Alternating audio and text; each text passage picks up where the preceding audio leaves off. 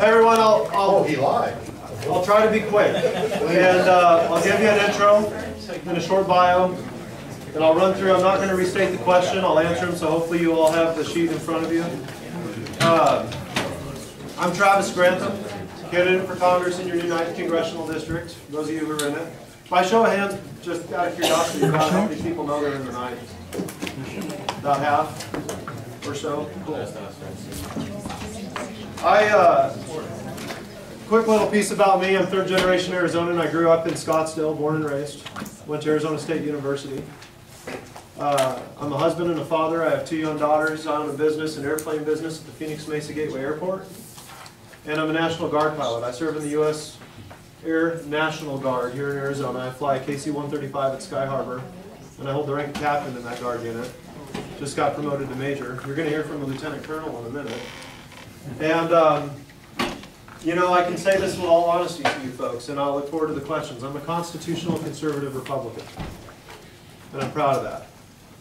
And I put my hand on that document when I enlisted in the United States Air Force, and I swore to uphold it and defend it and die for it. Politically, I will do the same. And we have to start electing people and sending them to Washington, D.C. who think this way. We are $16 trillion in debt. That's all. A number that eclipses our entire GDP for 1 year in this country. It's growing by 6% per year. Our economy is struggling to grow 2 to 3% per year. I don't have to tell the people in this room that we're monetizing our debt. We're destroying our currency. A currency that, quite honestly, is, for lack of a better term, I'll use somebody else's word, a fiat currency. And it has to change, because the very platform we're standing here tonight in and discussing these issues will go away. Whether that's by design or whether it's a tragic accident, I'll leave that up to all of us to have our opinions. But it is the #1 single greatest threat to this nation, the debt. It's not China, it's not Iran, it's not Syria, it's the debt. So, you know, I'm proud to be supported by a few organizations. I'm not going to read off a list of endorsements, but one that I interviewed with recently, and I enjoyed it, was the Young Americans for Liberty PAC, YALPAC. And I don't know how you all feel about that PAC. I think they've got a great focus and a great message. I spent over an hour on the video conference with their questioning board. And a lot of those same questions are what are being asked here tonight. So I'm just going to start going down through this list, and I'll get through it as quickly as I can, and then I figured we'd go right into the Q&A session. Does that sound okay? Okay. So what is the purpose of government? To defend our God-given inalienable rights, by the way. They're not, there is a typo. They're not unalienable, they're inalienable rights.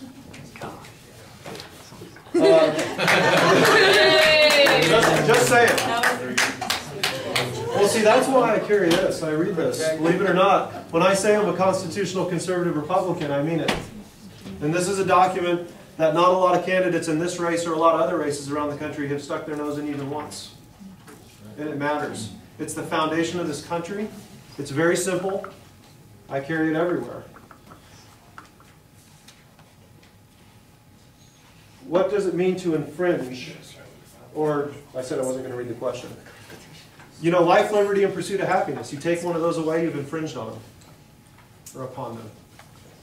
Our federal government today, I don't have to tell you all, has its hands in way too many things. It has its hands in every single aspect of our everyday lives, whether it's your private life or your business life, and it doesn't need to be there. And quite honestly, life, liberty, and our right to a pursuit of happiness have been being slowly taken away for years in this country. And it's being accelerated now. But I think that answers that question. Number 3, yes, it's relevant because it's the U.S. Constitution. And it's the only document in the world that gives you rights that come from a higher power and not man. That's right. It's the only document that says you are not accountable to those who you elect to oversee you. You are accountable, and they are accountable to somebody who is a higher power. And that's something that a lot of people don't think about and something a lot of people forget in this country today. No, the Second Amendment should not be modified. I do not personally believe Social Security is a constitutional program. I know what the Supreme Court has said. Social Security is a tax. It's not there as promised for the generations that are going to be collecting it. Do you oppose or favor auditing? I favor auditing the Federal Reserve System. In regards to getting rid of the Fed, I'm going to answer this way, and I'm always open to discussion on this one, and maybe it's something we can come back to. Yes, I would be in favor of getting rid of that system that has done this to our dollar. And I know about the gold standard, and I know about a silver standard, but what really would legitimately replace what we have today and provide stability in our market? And I don't think you'll find many politicians that have that answer, but in response to your question, yes. I do not believe we should be part of the United Nations, nor do I believe we should be funding the United Nations. I do not support U.S. troops being under UN command. And I've been close to being in that situation. You know, I deployed this last year to the Middle East and spent 35 days in Doha, or outside of Doha, Qatar, flying missions into both Iraq and Afghanistan. There's talk that they would like to relinquish a lot of control and decision-making of U.S. troops to the UN, and I think that's terrifying.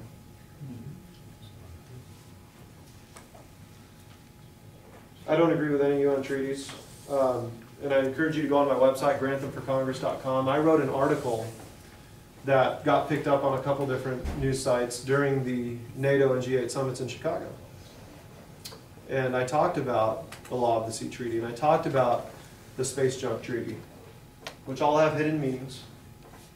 And the International Criminal Court Treaty, which I think is actually one of the most frightening propositions, because it would actually allow foreign entities to hold our elected officials and our citizens accountable for actions taken anywhere in the world. And we all know about Lost. That was being debated recently. Number 9, I don't like the income tax. I like the flat tax, but more than that, I like the consumption-based tax. Quite honestly, if I was given the option of either one, and the payback was to throw the entire U.S. tax code we currently have in the garbage can, I would probably agree to either, one or the other. I think the consumption tax is more constitutional, if that makes sense to everybody. Yes, I would support a complete private medical option plan in contrast to Obamacare or the Affordable Health Care Act. Under what conditions would you vote to raise the debt ceiling? Quite honestly, and I can say this looking you all in the eyes, as many as I can make eye contact with, no, none. Thank you. We have to stop. Yes. And thank you. This is an addiction in this country at this point. And until somebody stands up, or a governing body stands up and says, no more spending, no more printing, nothing's going to change. And that's the reality. Number 12, Article 1, Section 8, and 5 of the most important of your 20 enumerated or authorized powers. Today, I would have to say to pay debt, to levy and collect tax, to borrow money. Those are important. Perhaps one of the most forgotten and one of the most important to mention is the responsibility Congress has to establish a law of naturalization, which has been completely pushed aside. To declare war. I'm up to 5, but I'm going to say one more. To arm and maintain a militia.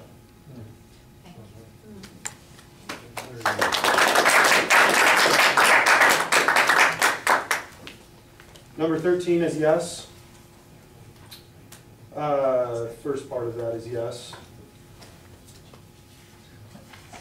Second part, you know, really since World War II, I have trouble justifying. I can tell you that post-September 11th, 2001, I do think we had a right and a reason to go after some very specific targets in certain parts of the world. But it needed to be limited in scope, and it needed to be very short-term and short-lived, and we needed to come back. But look where we're at. We've been there for over 10 years. There's no great plan of withdrawal.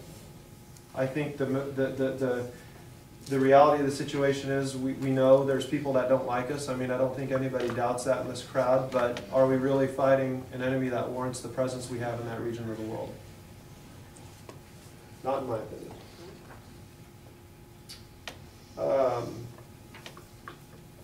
Number 14, I don't agree with military conscription, and that's coming from a guy who's been through basic training and survival schools and pilot training and officer training. It's not for everybody. And the reality is we have technology in this country and in this world that is bar none to anything that anyone else possesses. And military conscription is not the answer. Number 15 is no. Number 16 is no. And I want to talk a minute about this because I have this conversation. I mentioned a minute ago, I went to Arizona State University and I majored in agribusiness. And does everybody in here understand that there's a mandate handed down by the federal government that requires ethanol to be put into our gasoline? Yes. Okay. Does everybody understand the effect that that is having on every single other aspect of our agricultural production in this country when it comes to feeding cows that we produce for beef, to feeding cows that produce milk, to consuming water and natural resources that go into producing that corn, and polluting to the point where it far outweighs the benefit of the ethanol and the fuel in the end? Very good point. Yeah. And I say that because a lot of people don't understand that vicious cycle. And that's the case with a lot of federal subsidies and mandates. And if you ever want to have an argument with a liberal and explain to them why ethanol isn't really doing anything for the level of pollution, explain to them what I just told you. Explain to them that corn takes an enormous amount of water that we have to pump out of the ground using electricity. And a lot of gasoline. A lot of tractors to harvest those fields. And it does take a lot of gasoline. So it's a point worth making. Number 17, I favor. Number 18, no. Number 19, secure the border. That's such a hard question, though. Yeah. Well, yeah, and I'll tell you something. Would we have an immigration problem in this country if we secured our border? No. Or free market. Or at least not. But then you wouldn't have cheap labor in this Gotta get country. rid of the welfare. Want to stuff, bet? too. Exactly. Maybe your kids. I don't know. I was gonna say our kids would start mowing yards again during their summer vacation instead of playing video games.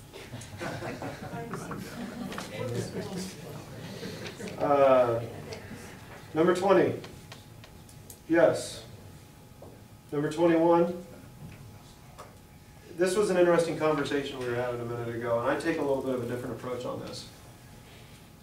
My biggest fear when it comes to genetically modified foods, other than the corporate presence argument that was made, is the fact that we're not only modifying the genetic code of these forms of food that our body doesn't digest as well as the natural forms, but we're genetically modifying them to contain herbicides and pesticides and things that, when applied traditionally, don't stay inside and on the food like they do when you harvest genetically modified food. I wonder if that has anything to do with the cancer rate in this country. Yeah, maybe. And mandated government Yeah. healthcare. So, that question to me, that's where it takes me. That's actually my biggest concern. It's unhealthy. I think in a lot of respects it's unsafe, and I don't think that the people producing it, nor do the people consuming it, fully understand what the effects are going to be long term. Yeah.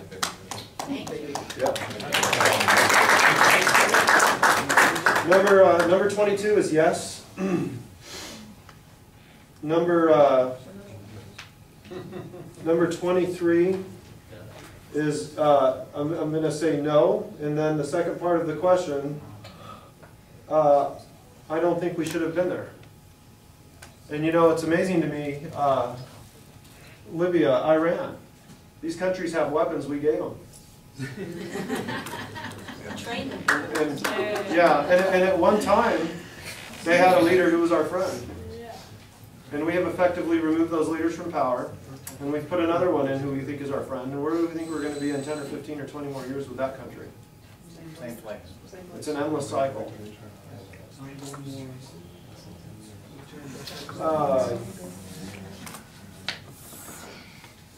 Number 20, what was that, 23? Number 24, no. In fact, I'm a proponent of getting the Department of Education out of Washington, D.C. entirely. And here's a crazy idea. How about we mandate in the junior high or the high school level, at our state level, a course on the founding of this country, why those men came to this country and wrote this document, what this document means, and have it last for a year instead of some of the unnecessary courses we take to get to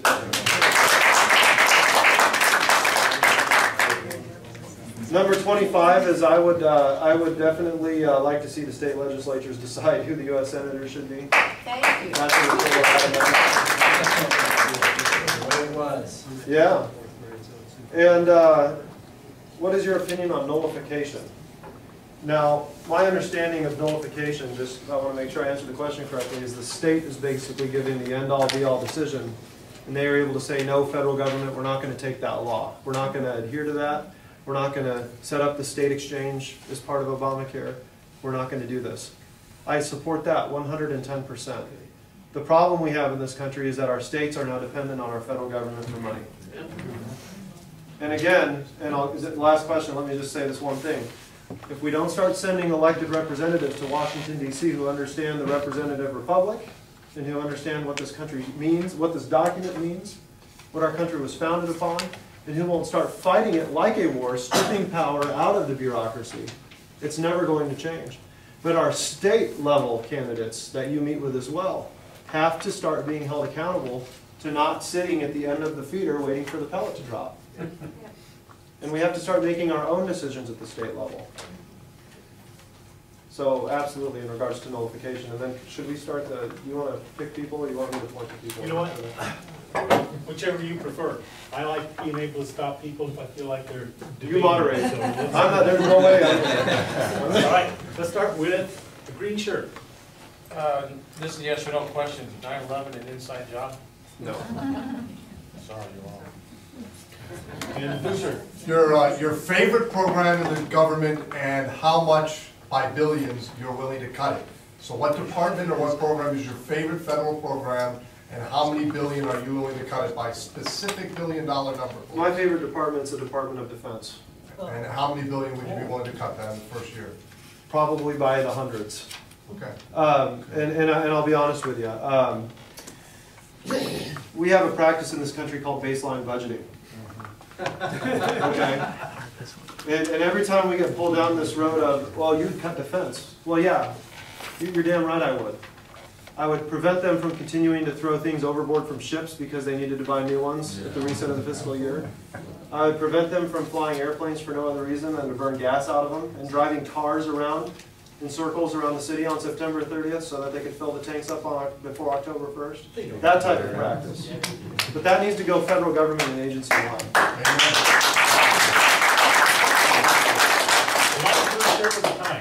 Yeah, you mentioned your endorsement from Young Americans for Liberty, and I was wondering, a lot of the policy views you talked about tonight that was on their website but not on yours. So I'm wondering if you've slightly exaggerated your policy views to them and maybe to us here, or why exactly are those not on your website?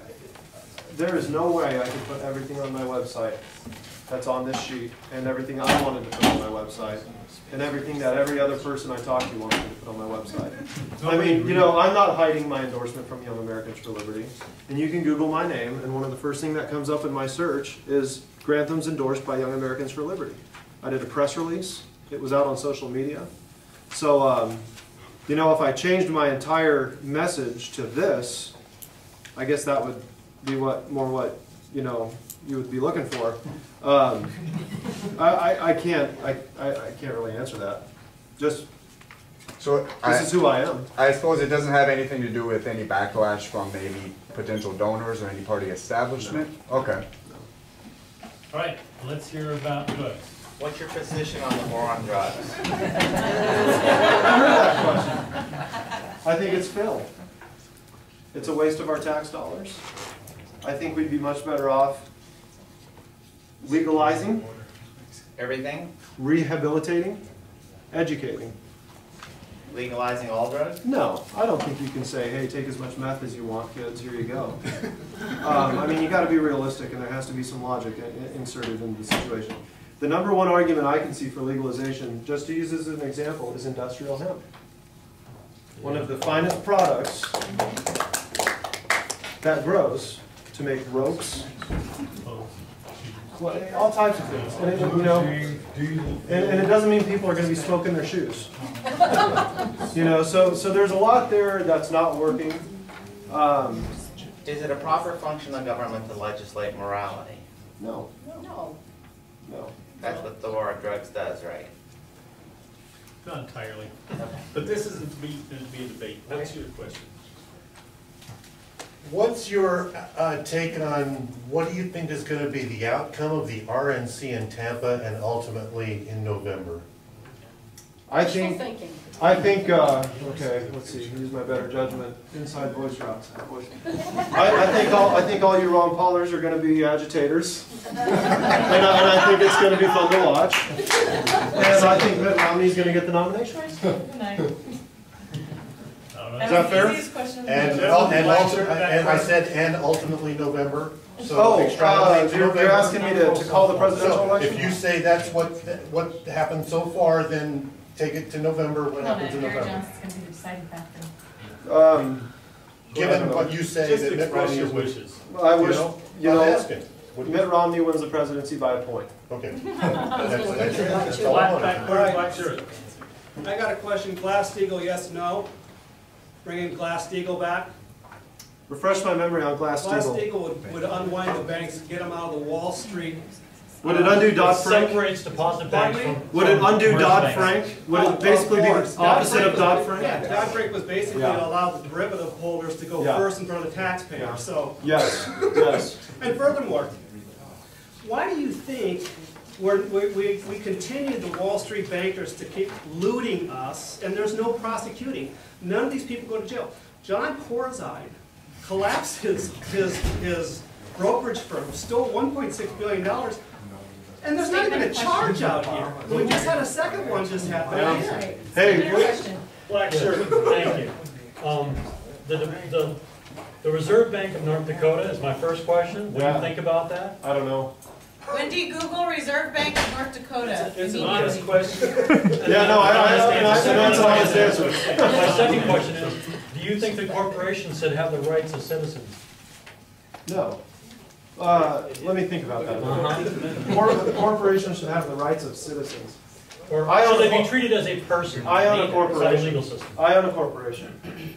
I'm a citizen.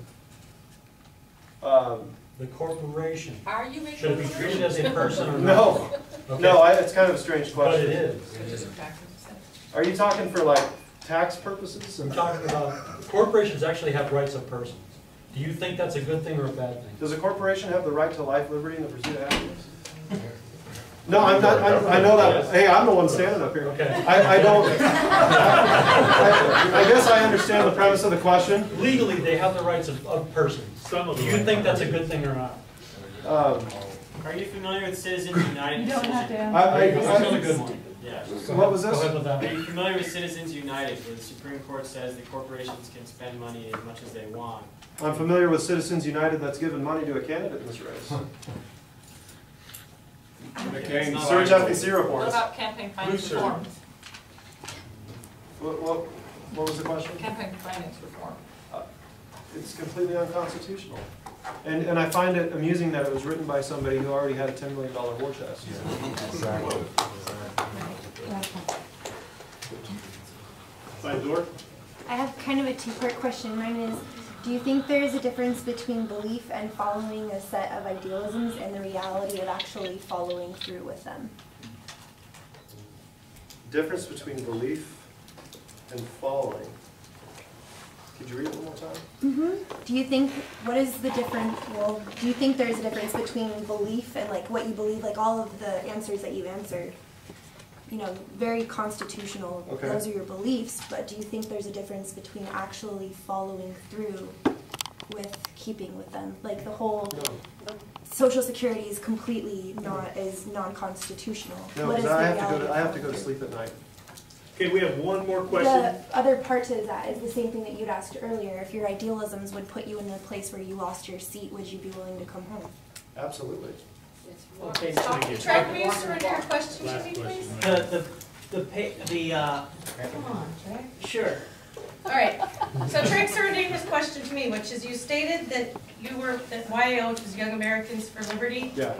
that they supported you. They did. And that you were against the national ID, yet you support laws like 1070, which Campaign for Liberty and Young Americans for Liberty both stated were backdoor forms of national ID Right. that tied us into the Patriot Act and photo radar. It's a two-part question.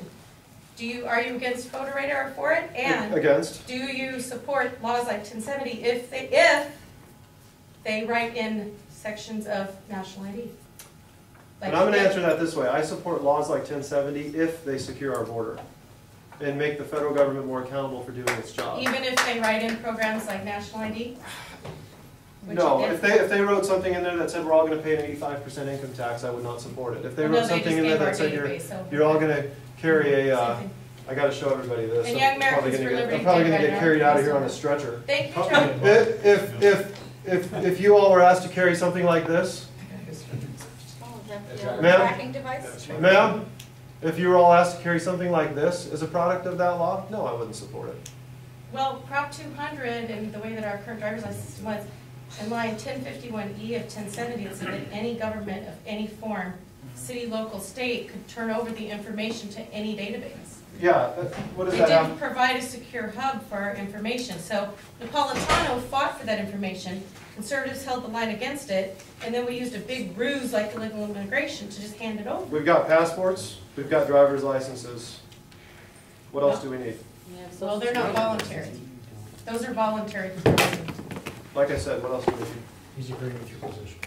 Yeah. So you don't support in the 70s.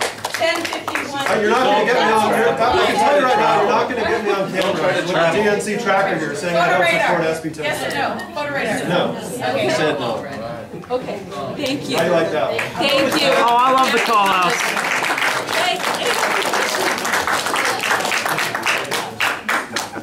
Withdrawing all the troops from the bases, Japan, Germany. Chair up here, if anybody would like it. Let the next person. Anyone? I'll answer your question. Okay. Was that a yes or no? Okay. Withdrawing all the troops from Right. the bases. We have Wendy Rogers. Put it on our board.